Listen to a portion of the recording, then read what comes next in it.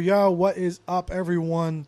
Therapy Without a Degree, chapter maybe 293, 291, I think. 291. Now, I don't know. I do not know, because we've just been doing episodes left there at the dentist. Oh, so that was a therapy episode. That was a therapy episode. Very cool. Very cool. You know, we just been rolling with whatever. And then I might do like, just because now we have them in the tuck, I might just throw out like a bonus episode.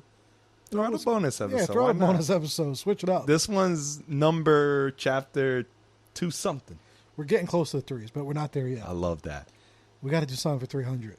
We got to do something for 300. You should go bowling and do it at a bowling alley, and then somebody actually get a 300, roll a 300. Ooh, that would be fire. I know a kid that bowled a 300 2 times. Really? Yeah.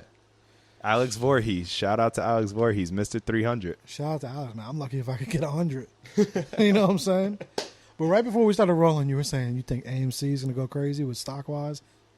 I mean, disclaimer, I am not a investor. I'm not any trained professional at all.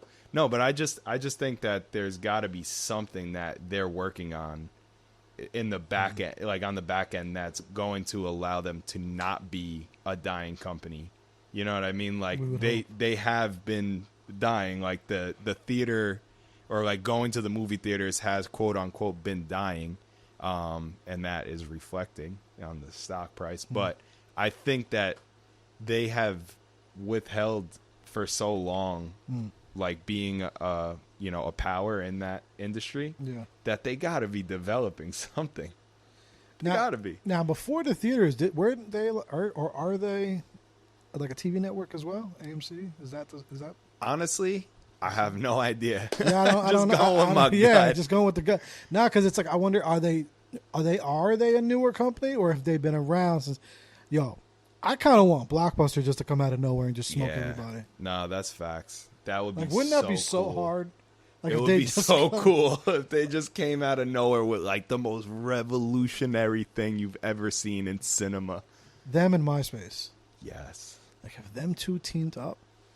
Nah, there's definitely going to be a return of the early 2000s, and just in time with Toy Machine. Let's go. Being the top band, the top music.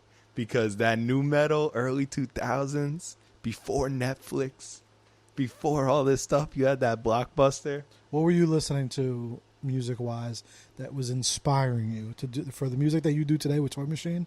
Let's just say, let's take it to 01. How old were you? What were you listening to? Okay, so 01, I was 4 years old. And shit, I'm old. Yeah.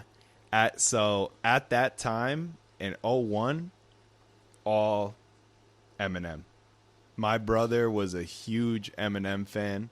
So my brother's 7 years older than I am. So when I was 4, he was 11. So yeah, so Eminem was like the biggest influence, because he came out the gates swinging. And like in those years, I mean, Jesus Christ, like it was just crazy. So it was like at that moment, definitely Eminem. I was like basically strictly listening to hip hop and rap. Like that was it. So that's where that energy comes from, where I always wanted to find a rapper to be the lead singer, or to find somebody that was just like different than just like singing. That makes sense. I always wanted something else, because I grew up with my brother influencing me, and then that then turned into like Linkin Park coming out, and then Korn and Limp Bizkit. Yeah. So all at that exact time was that new metal, rap, rock. So yeah, that's why I was just going to ask you, like, what now you think after the hip hop? What do you think maybe had you lean into the rock as well. So that's The rock. Yeah. So the rock was really more my uncle then influenced me. And that was in like '08. Cause my uncle Mike, which is Mikey's dad, he grew up playing music and like throughout high school, you know, even till now, like I just jammed with him on Thursday. I played drums in his band. Like I always like be playing drums with them. But when I had turned 10 years old, Mikey was already playing the guitar for like years at that point. Like he was already pretty seasoned, and he's 3 years younger than I am. So he's been playing since he's like 3 years old. So now you go to him being like 7 and I'm 10. My brother's 17 and my brother's graduating high school, and my Uncle Mike gets him a guitar for his graduation gift. I steal that guitar. So I steal my brother's guitar, and then because of all of the influence of the like rap stuff and then learning the new metal stuff, but then I started hanging out with my Uncle Mike almost every single weekend. And he got me into all the 70s stuff, all the 90s rock. Going back. He got me. Then he also really liked the early 2000s stuff. And then I started learning about the culture and learning about the scene that he grew up in. And it was just like boom, boom, boom, boom. Everything just started falling into place, you know? So that's kind of that story. That's interesting. What would you say, because you can appreciate music from that era as well, what would you say is your favorite era in music? I always resort to saying the 70s and the 90s is my favorite. And then when I say 70s, I mean Black Sabbath. When I say 90s, I mean Stone Temple Pilots. I mean, like all those great grunge bands, Alice in Chains, Soundgarden, and then into like the late 90s, early 2000s, you got like bands, like I said before, like Korn and Limp Bizkit coming out. And I wasn't born at any of those moments, but just, I'm always like a timeline type of guy. I like following the timeline. Like, how did all of these things occur? And then another huge influence was this band called Dragpipe that came out of Union City. So they're Hudson County based in the early 2000s. And my uncle shared a studio space with them. They got signed by Interscope Records. So Interscope's got Eminem on it. Interscope's got all these huge people on it at that time. They got signed to it, and they were on MTV like every single day with their music video. So then learning about them inspired me immensely, because they're literally, not only did they practice in my uncle's studio, and they were always like opening up for them and, you know, kind of like, you know, rocking out with them all the time.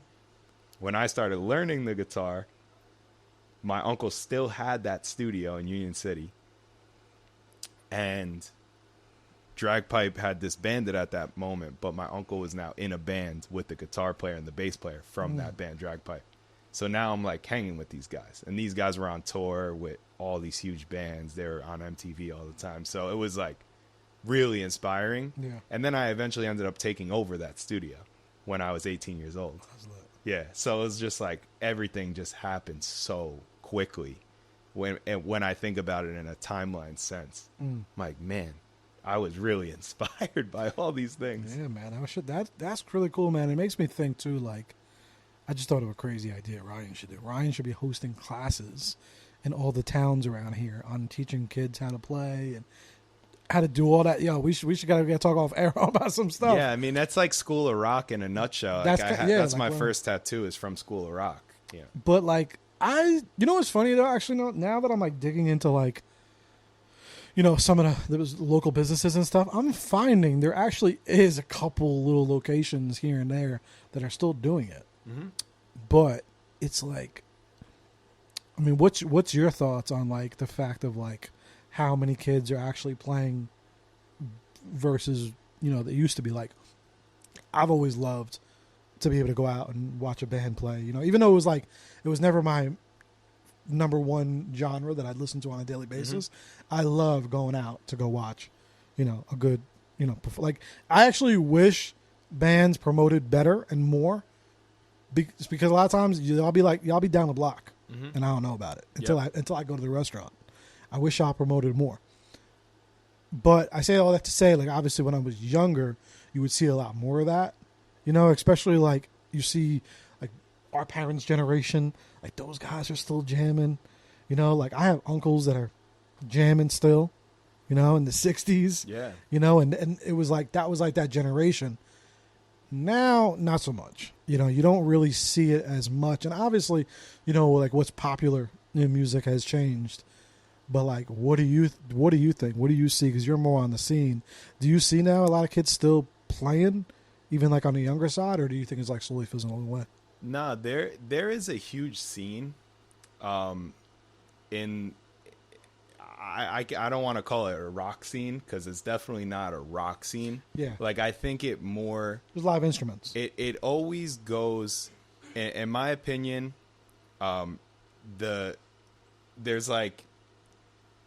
There's rock is in the middle for me. Like, to me, rock is like the best, and like rock rap, and then like hard rock, and then, you know, like a grungy type of rock. Like, I always go more towards that type of feel. In my opinion, there's like almost zero of them. There's like Toy Machine and a few other very notable people that I could shout out. Like, there's a band GKM, there's a band Wild Plains, a band The Revel. Like, there's these bands that understand the essence of rock, and then like the like scene is very, it's very like everything's either like super indie rock, which like I can appreciate it, but when you hear like the same like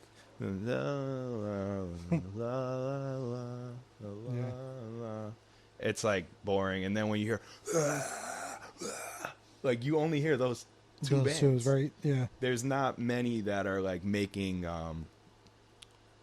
just like good music that everybody could listen to. From, you know, like it could be a 15-year-old kid that really resonates with it, or it could be, you know, like a 50-year-old mom that could be like, oh, this reminds me of like the 70s, or it could be like a grandfather that is like 75 years old coming to one of our shows. Look what I was listening to today. There you go. Queen. Yeah. No, but like that to me is rock music. Like anybody could like it, but like, can everybody love like indie rock? I don't know.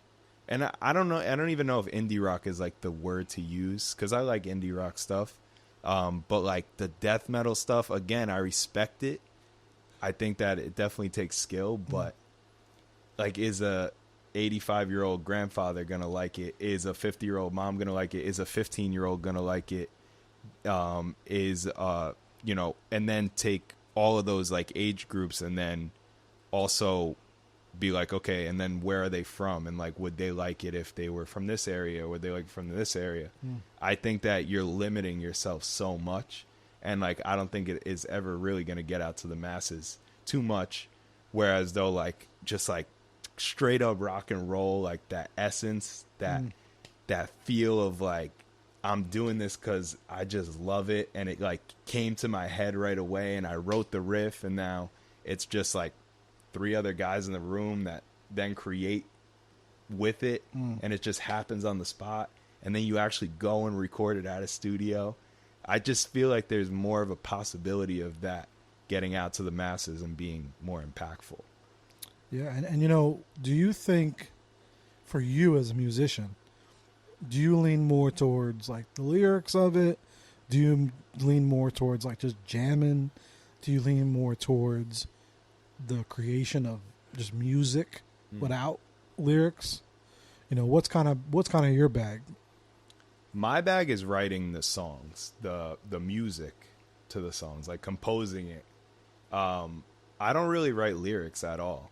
Interestingly enough, like even when I was the lead singer of the band, my drummer, Joey Walmsley at the time, was writing the lyrics mostly. Okay. And he would write like the verses, he would write like the bridge, and then I would write the chorus. I would write the hook. And that's kind of how we operated. But now with Ray doesn't write down anything. It all just like just comes from wherever in the world and hits his brain, and it comes out, and then. Now, what do you appreciate when you listen to music? Like, what is Ryan like when you're listening to these songs and you're listening to music and you're saying you're going back to the 70s and 90s? Yeah. What hits you first? I would say the guitar riff first. Like, if you don't got a riff, I ain't in. Like, I need that thing that's like, it's just gonna be like, like it's got like this like feel to it, and it's like not just like dun dun dun dun dun dun or like soft, soft. Like, I want it to have this like Lenny Kravitz, Aerosmith, AC/DC. Even it's like AC/DC is like, and it's like first the riff, then the drums. Like, I started off as a drummer actually in my first band. Okay, I was the drummer, and then it's the lyrics. Like, I start hearing the lyrics, and that's what makes me, I think, continuously come back, because then it's like telling me some type of story, or it's giving me a feeling. The lyrics are giving me a feeling too. So it goes in that order for me mostly. Is like the riff is what gets me in, gets me attached, and then it's the drums and then the vocals. I say that because you're also very in tune, with like, I say, on emotional side, logical side, and like especially in music that I would just say is in rock, classic rock, or all there's a lot of powerful like lyrics and stories and messages. People will probably look past. Obviously, hip hop, we all know that has that as well too. But like, there's some stuff, in like they're powerful songs. Like that song, like I said, the last one that I was listening to before I parked the car, was Somebody to Love, Queen. Yeah. You listen to that, like you listen to that whole album. Oh, it's wild. Like, or like I love the Dirty Dancing album, like just because of, you listen to them joints, like what they were doing, the Motown and all this, they were pouring their soul into the music. Interestingly enough, my favorite genre that like gets me going, gets me hyped is disco. Like disco. 70s disco, but then like 80s. Again, is influence from my Uncle Mike. I see it. That 80s disco, like it's like this guy Divine. He was a cross-dresser, and he would come out on the stage dressed as like crazy hair and all this stuff. He would like drag queen. He would come out as a drag queen, and the music is so good. Like it's just on an arpeggiator, and the snare, super simple. But he just comes out with this energy. It's the energy that gets me. Yeah. Like, actually, now I'm thinking about it, it's like I just need that like energy to come in and hit me, because it makes me want to like move. It literally, like those songs, they make me want to move and do something positive. Do you believe in like music therapy? Definitely, 100%. For you, do you ever feel that it's like helped you, or has it been like is it a thing for you? You feel that it kind of helps you heal in certain ways? Again, not being so airy fairy here when I say all that, because I don't want to always just think like, oh, music is just like heal us from all of our stuff. It doesn't work like that. But like, how it is. Like, there's some people that, that shit will just hit different. Like, my mom, I used to live with my mom. Back in the day, like we were music heads. Like, she would be jamming. Like we had that shit rocking. She'd be listening to Pink Floyd, all this music. But I'm talking about like sing, like she ain't sing, but she was singing. You know what I'm saying? Because they're so fueled with so much emotion. Some records. But then there's some people who at all, they just need music just to get by, but it's not hitting them in the soul like that. Like my pops, I love my pops. He sings, he hears the messages and the musics and all that. He works through it, gets through. But I could tell it doesn't like, I don't know. From this outside looking in, it doesn't like punch fucking through. Yeah. Like some people that use it as their therapy.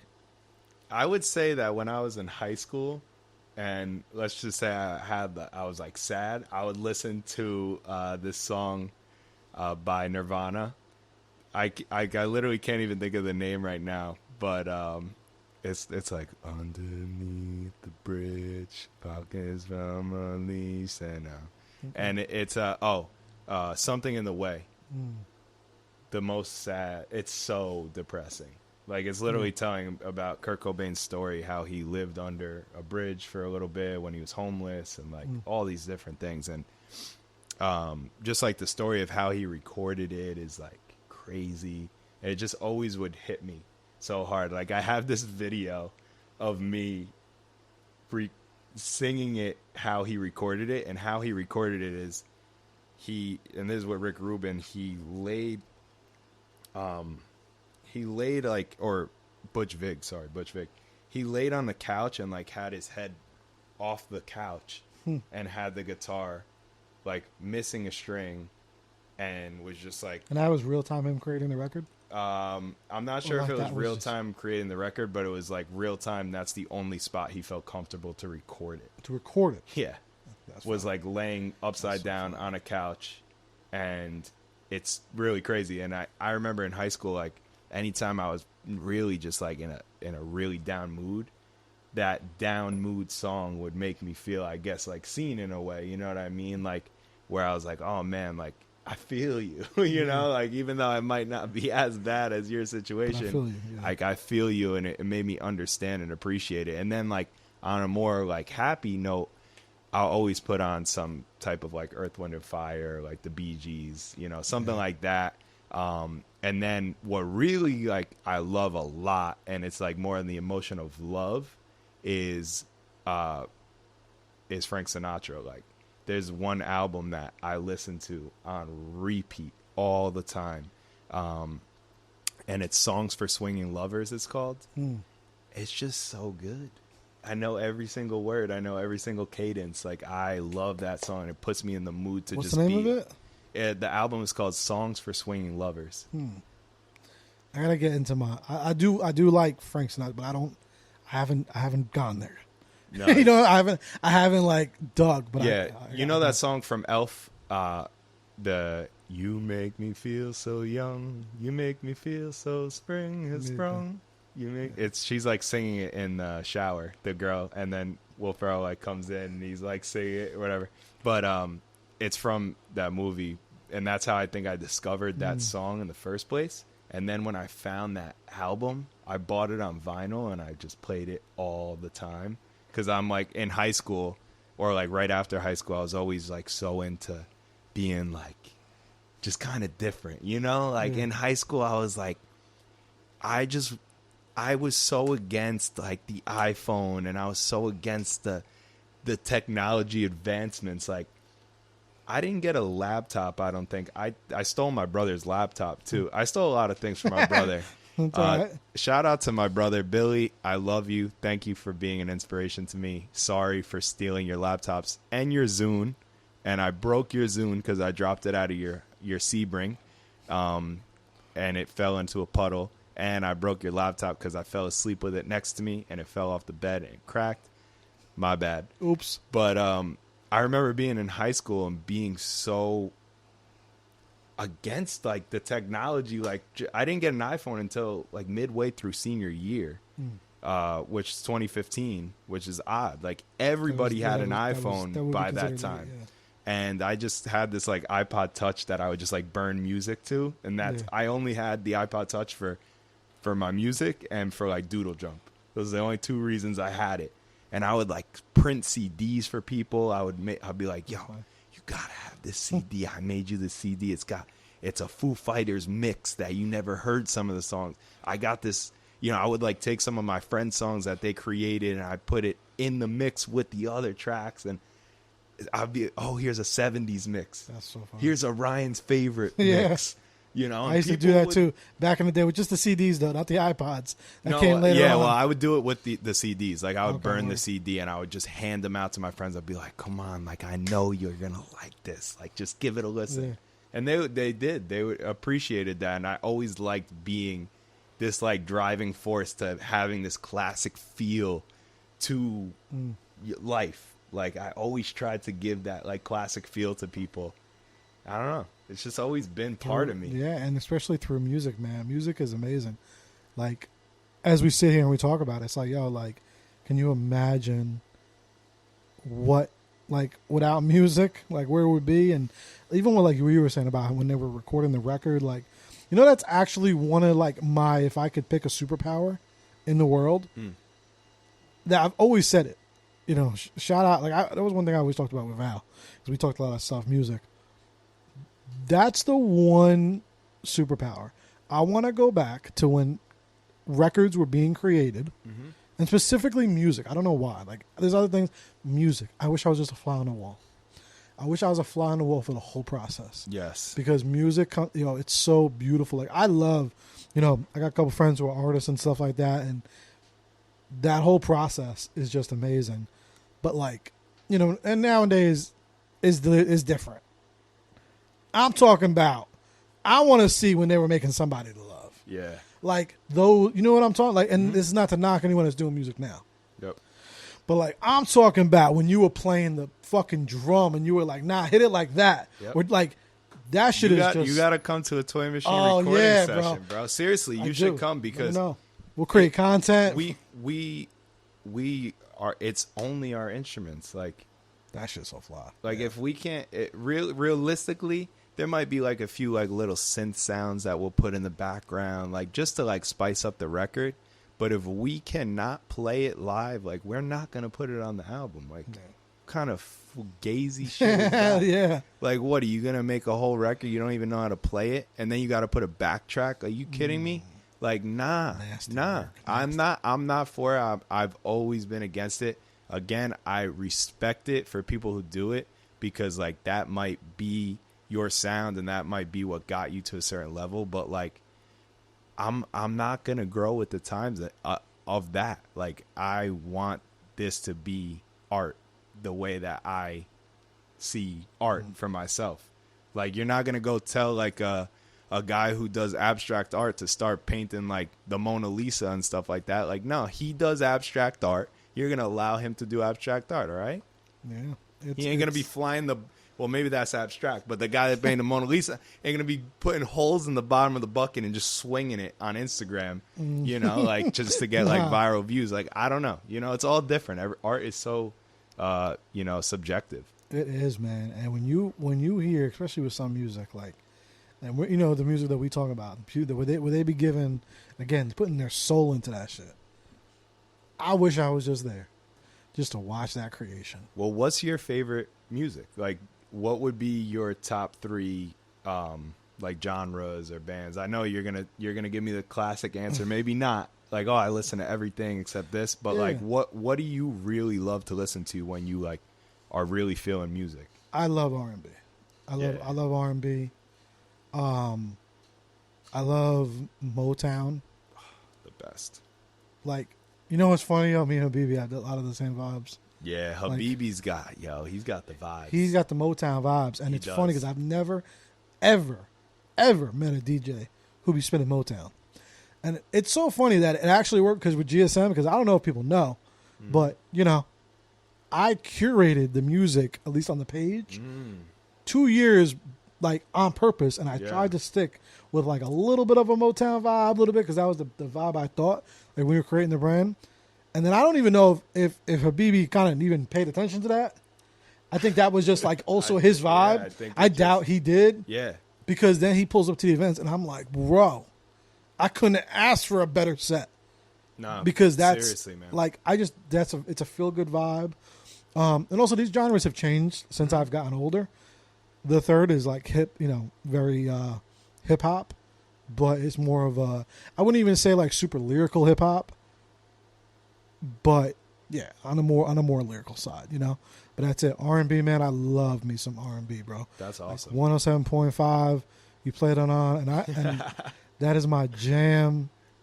I love all that shit. I love love. Yep. So R&B records, man, I could listen to that shit all day, every day. Like I used to drive. I was doing Uber. I drive to that shit. Customers would either always stay thinking I was either in love or just had a breakup. But I was like, no, I'm just. Who would you say off rip? Just like 1, 2. Give me your 2 favorite R&B artists. R&B, just off rip. Yeah. Yo, shout out to Imani. You know what I mean? I know we work with him, but yo, he's always my favorite of all time. And I know it ain't no legendary shit. You know, it ain't no like Michael Jackson or something like that. But it's like, yo, that's funny. Look at the odds. I didn't even know we were gonna talk about music today. And they're fucking wearing them MJ. That's funny how that shit happens. Imani, I love Tank, but there's so many of them. You know what I'm saying? Like, there's so many of them. I like all that shit. I like even the one-hit wonders. Like the one-hit wonders are sometimes the best, man. I love them all, man. With R&B, like, because I feel like if you're gonna do R&B, you do R&B. Yeah. You know what I'm saying? Like it is a little different now, but for the most part, like if you put it on you can put on 107.5 at any time. It's always fire. You're right. Because it comes from that era where, like, yo, if they were doing that shit, because they were speaking love. They were speaking from the heart.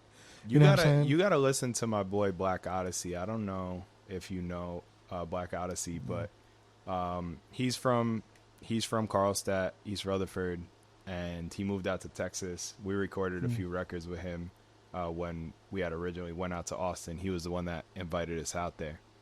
He went to the same high school as Mikey. Okay.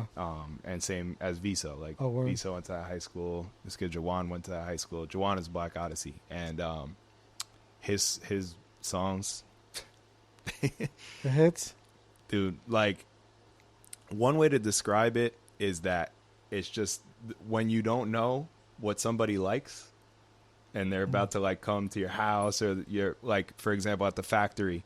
Like, if I had a client that was about to show up, I always wanted to kind of have music playing so that the vibe was already high. His music is just like, if you don't know what the person likes, just put on Black Odyssey because they're going to like it because it's just so fire. Like, it's really, really good stuff. So shout out Jawan, man. He's been crushing it, like, for real. Check him out. Like, I love that. That's how I feel about, like, Motown. I feel like Motown's like the... Well, like, you know, even like, so what I've been doing lately is the last couple of years, I've been really getting into R&B mixed with Motown. It's just like kind of like the new vibe. Yep. It's got like the Alex Isleys, the Emotional Oranges. It's kind of like the new wave of like R&B. It ain't R&B, you know, but, and it also ain't Motown, but it's like, and it's not pop. Yeah. Like Black Odyssey is considered neo soul. Yeah. That's what you would say. A lot of that. I love all that shit, though. Bro. It's so fire. I always loved it as a kid, too. But I am a lover of all music, like you were going to say, like of all genres as well. But that's the music I could always listen to. That's my grandma's favorite music is Motown. Really? She loves Motown. Like, and it's so much fun when I pick her up to, let's say we're going down the shore to a family member's house. Yeah. I'll pick her up in the car, and I'll already have it playing. And she'll come in and she'll be dancing like into the car, and it just sets the vibe, you know, like the whole 2-hour ride. Now we're talking stories. What was your favorite artist? How did you find that artist? Did you ever see them live? You know, and it's like it really brings that essence of that old school feel, and it like I get to learn about my family and learn about my grandma and learn about why is that your favorite? How did that influence maybe some of my family members and what they listen to? Music and is what I listen to. Music is so powerful, man. Yeah, it's generational. It's like passed down like any other story, you know, that was passed down for years and years and years. Like that's how music is to me. It's like it just keeps getting passed down. It's such a beautiful thing. There's so much to learn too, because it's funny because as we talking about this is like even with me, like I said, I had a love for it when I was super young. Motown R&B. But then I got hit with the hip hop bug. Cuz you know, everybody. You know when like I said when you were 401 that Eminem era, I was 11. Yeah. And we were like you're just my brother's age. Yeah. Yeah, so bro, I was, you know, so I stopped like when I was a kid cuz it was funny cuz the Dirty Dancing, I found that shit when I was like 7 years old. And bro, I was a little kid, bro, but I loved the soundtrack. I loved that shit. I'll never forget it. And then all of a sudden, I found hip hop and never looked back for a long time until I got older. And then even R&B, as a kid, I loved R&B, yo. I loved all that shit, like the Ashantis, the fucking, all that shit. I just loved it. But especially as a dude, too, it's not like you're so typical to like fucking R&B. So I just naturally just kind of put it off to the side. You were a player. Nah, I just loved it. So I went more in my hip hop vibes. But then as I've gotten older, I didn't even realize, honestly, for such a long time, like even Motown was like such a thing. I didn't know. I kind of didn't know how to clarify it. I didn't know, like, is this, it's not R&B. It's not, like, I don't know. Yeah, I didn't you know. didn't know it was like a sub. Yeah, I didn't really. Genre. Nah, because, growing up, like, my mom, dad, classic rock. Me, hip hop. That's all and then, and then you start realizing as you get older and really digging into it, there's so many layers to it. Funk. So now I gotta still sit, like you said, you sat and you did the research. Yeah. When I got time, when I just could like chill for a little bit. It's actually interesting for me. I actually am, anytime that I am referred to something, that's when I love it. Like, I rarely find my own, like, I rarely am looking for music. People are just passing it to me. Like, I never really find songs. Like, for example, like my playlist that's right now on repeat, right now in this current moment, super inspired by my girlfriend. Like, just like, it's just super inspired by her. And I love it because it's a new type of feel and sound for me. Yeah. Super inspired by her sister. And also inspired by my cousin Mikey. So is it a specific playlist with specific songs? No, it's just my on repeat playlist. But it's on Spotify. Like Spotify creates and generates an on repeat. So if like I listen to the Conga by the Miami Sound Machine, which is one of my favorite songs, it's like, come everybody do that conga. No, jamming out. I know that's record, yeah. Like, that's me in a nutshell, is that song. You know what I mean? But like, that's that's on my playlist because I listen to it so many times. It's on my on repeat. Another song would be like Higher by Creed. Like, that was inspired, listening to it with my Uncle Mike or my dad or something. I'm going to see Creed this summer. There you go. We out. Yeah, August. no. But yeah, man, like the music stuff is just like so crazy. I'm down to give you a guitar lesson or two if you're interested. I've taught people. Not for me to play. I mean, no? just like because I trash. I could barely. Come on. I mean, I'll do it for content, but I'm not coordinated. Like, I can barely throw like a fucking ball. Like, just because y'all see me, I'm nice when it comes to Canva with the fingers and shit. That's cool. Miss them, but as far as pause, yeah. Nah, I didn't mean it like that. But beyond that, no. But I feel like we could have a few lessons. We could even go out on the courts. We could go out on the field, throw a football too. Nah, yeah. I was a quarterback, so I could teach you a few things. Maybe Joe is like, I'm good at some things. Give me the little more artistic, creative side. That type of stuff, I'll give to y'all. You know what I'm saying? But maybe the music stuff, like maybe something that would be cool that could like get you ingrained in the culture, or be that like fly on the wall, but be more involved. Like, maybe when I'm writing a song, you could kind of give me direction on it. I would love instead of you playing it, you could be like, you know what? I'm actually hearing this thing in my head. Like some A&R type of... Yeah, like not like a producer, you know what I mean? Like, but producers, they kind of just like generate the vibe in a way, or they generate the emotion to it, or maybe they're just like an ear to be kind of that outside person. Like, what's funny? So we'll say it here on the pod first. I've actually been talking to Fernando because what I wanted to do, actually, I do want to do a therapy without a degree album, music, because just the love for music, and we've done a lot of music therapy events, in the past. I do want to put together that, like, I want to be able to, because I can come up with concepts for records and shit like that, and I have a lot of artists that I want to work with, and I've talked with already a few of them. We got to get Toy Machine on there as well if y'all down. I want to collab, and I want to do like a Joe Khaled type of thing. Yeah. But in music, in my own therapy without a degree lane.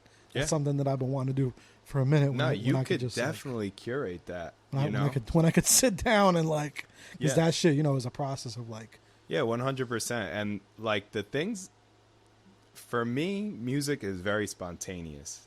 Like if I'm spending more than 5 minutes, I'm very impatient when it comes to the song, that I feel as though is like really shooting out of me. If it's taking more than 5 minutes, I'm probably like moving on to the next riff, to the next thing that is going to capture me. All of my best songs, I say it all the time, I'll beat a dead horse. All my songs that I write like that from start to end, like where I didn't even think about it, is in the morning.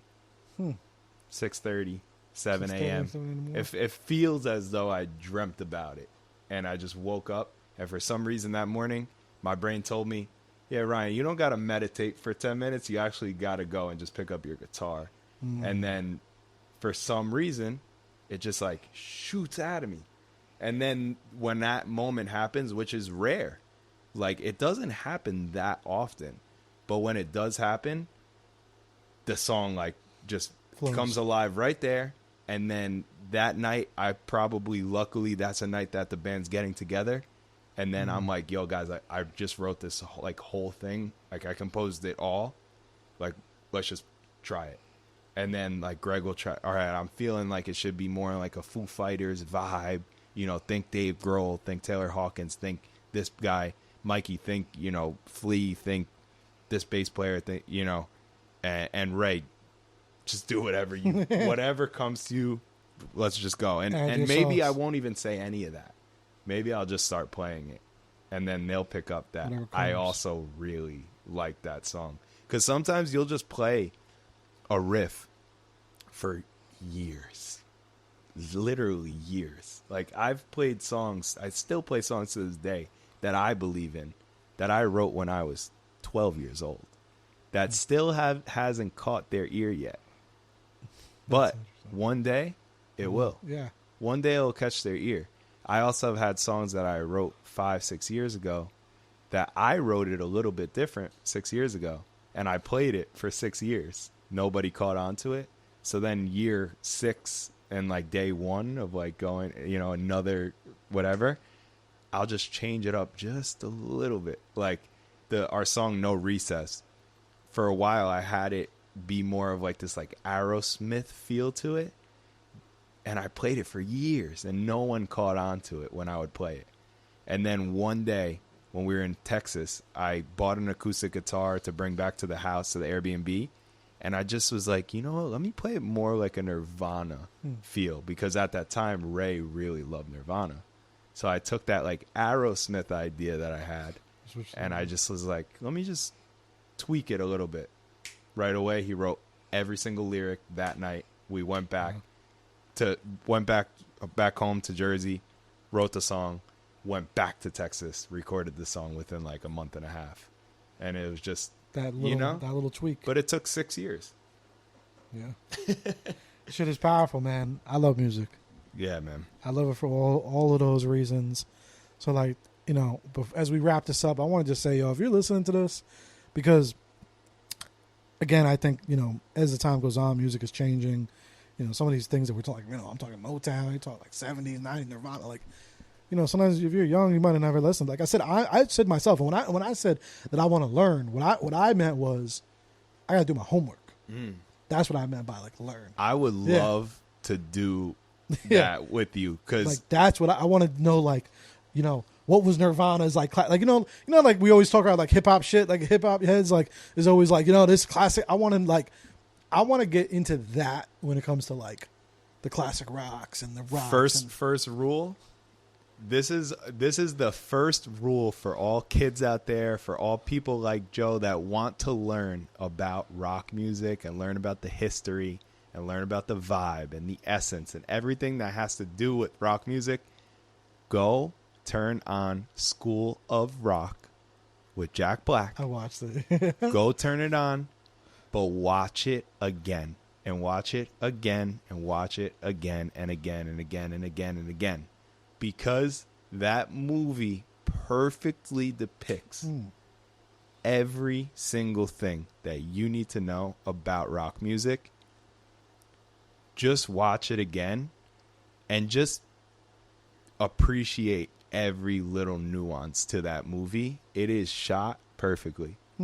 Every single storyline in it is perfect. Like from the moment him getting kicked out of the band, like from the moment it starts, it's already accurate. Like I'm snapping a lot today because I'm like, this is the point. The moment that movie starts, it's accurate. To the moment it ends, it's accurate. Now the storyline is a little wacky that he like basically like fakes that he's his friend so that he could pay his rent, but that's also so real. Like it's wacky, but it's so real. Like he's so down bad because he's just a starving artist that he's living on his friend's floor. And like every single moment in that movie perfectly tells what it really feels like to be a musician and to be in a band. Yeah. Everything. Like I'll watch it. I want to watch it with you so I can be like, because I haven't seen, and I never, like when I've seen it, I've never probably even my mind wasn't there, because you think you like growing up with, like I said, hip hop and my love for that and R&B, that came from me. As much as like even my mom enjoyed all this shit, I grew up classic rock, but you still don't like, you're jamming. You could jam and you could know all the records, but do you even know who the artist is? Maybe not. That's like, you hear it all the time. Parents singing, it's in the background, all that shit. But to know it is a different thing. And I just want people, especially maybe in like the younger generation, to go back into it, because, hey, maybe you're not like a fan of rock, but I do feel it would inspire you maybe in other lanes to other musics, because again, just instrumentation, you know what I'm saying? Like you see a lot of now like hip hop and other genres, like learning, instruments, but it's still rare. And I'm like, you could take that, and I at least from my outside perspective, you could take that and then turn it into whatever funk you want. Oh, 1,000%. 1,000%. But I'm telling you, Joe, like rewatch that movie, because most people just think, oh, it's a kid's movie. There's a bunch of kids in it. Jack Black's in it. He's Kung Fu Panda. He's this guy, and it's like kind of more, it's like a joke. It's a comedy. It is a comedy, but being an artist, being a struggling artist, you watch that movie, and I don't even know if struggling artists even watch the movie like the way that I have watched this movie, but I'm telling you, this movie perfectly depicts what the feeling is to be in a band. What's it rated? Oh my God. Is it G? Is it PG? It's gotta be PG-13 maybe. But maybe it passed for PG just because there's a bunch of kids in it. You know what we should do, Ryan? We're just coming up with ideas around the pod. We should do like a movie night. Yeah. Like either like a Lodi, Ritual Park. We should just go to the town and be like, yo, we're going to do a movie night. And we're going to show School of Rock. Yeah, because like, you know what? I hope that School of Rock, like the actual business that, like there is an actual. Yeah, there's an actual business. I guess it was inspired by the movie. I'm not 100% sure. But I would really love to hear. I don't know if it's accurate or not, but I would love to hear that the first requirement in that School of Rock is that you watch that movie. Like even if you've seen it, because I think that like I might go and sell this as a service to every School of Rock. Like I will take all of your students and I will teach them what this movie means. You should. And like the reality check that's in that movie. The reality check of like, do you continue on the path of following your dreams, or do you fall to becoming a substitute teacher, or do you take that and say, I do want to be a substitute teacher, like maybe that is cool, or do you say, nah, I want to be a rock star, or do like there's so many lessons in that movie. I could take my whole entire existence and turn it into like, oh, now I'm a School of Rock super fan, because I am, but like literally make it everything about me. I could do that if I wanted to. That's how much I love it. That's the name of this episode. I got it tattooed right here. That's the name of the episode, School of Rock. Yeah. No, and rocking ain't easy. That's my brand. Like School of Rock, you guys are cool, but like you bit off the movie, my favorite movie ever, well, after Austin Powers.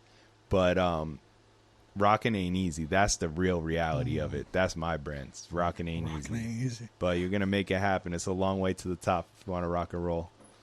This was cool, man. I did not know we were going to go this direction today. Nah, me neither. Something about the AMC turned this. I was going to be like, let's talk about the difference between marketing and sales. Because I do want to talk about that eventually. Yo, you read my fucking mind. But like that could be a 2-hour episode, man. But yeah, and that's more like a Jersey media thing. Yeah. You read my fucking mind. Look at my search history today. Marketing versus sales. This guy. But that's because you know I've been wanting to do content like that, and I was going to do the videos. But even me, y'all know just as much as I say content, I was like going to do it in the car, and I was starting to feel self-conscious how I look, and I said, you know what? Now let me do that. Let me not do that. So it still happens to me, y'all. You know what I'm saying? Like, same. But then I was like, and then I wanted to kind of get some of the message out there, and I found your boy Patrick David. Yeah, I found a video, and I think I saved it. This was literally today. I was in the gym parking lot. Look. Oh, yeah. You've been in business long enough. There's a different ability in marketing versus sales. This was today, bro. So the way that That's at one of his events. Yeah. Where I want to be at, we all got to go to. Yeah. It's like once a year, and it's amazing. I can only imagine. That dude's really cool. Yeah, I've been wanting to talk a little bit on the Jersey Media platform. We'll do content that pieces, because I was talking about it today with my boy, and he couldn't agree more. He was like, "No, seriously, people just don't get it." Like that's a full-time job. Just sales, yeah. Just the sales side, like not let alone the marketing and content creation, and like we're doing it all. Like we're not only just like marketing it, like marketing. It's like no, we're actually creating the content for the marketing, and then.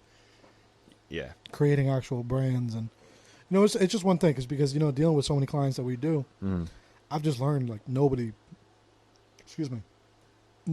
they don't get it, they don't understand it. Yeah, you know what I'm saying. We just have to be better at explaining it. Yeah, and just from the jump street, and just letting people know, that it's even a thing because people just don't know, like they don't because they are. It's like should marketing create sales? Yes, through the sales pipeline. But, like, that would be like saying to somebody who's literally in sales, they're getting a bunch of leads. And you're like, well, why aren't every single one of these converting? Yeah. Well, it's like, well, because that's not how it works. Like, you have to bring them through this insane sales process. Yeah. There's so many steps to it. But I think that if we, as, like, content creators and social media managers, like, we can really educate more people on that.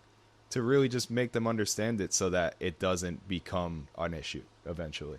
Man, people want it easy, though. Yeah. It's been a theme of this day. Well, it is what it is. Joe, this was fun. Good shit. Appreciate you, Thank man. you for coming on. Jojo in the building. Javi in the building. Let's go, yo. Let's get it. Jojo, you got to come on camera soon. Jojo, you on next week? I'm going to be in Dallas next week, unfortunately. Oh, really? I was going to just let you know after this pod, yeah. Because we got a show over in Dallas. I actually might even have us take off next Tuesday. Because I think Tyra's going to be away.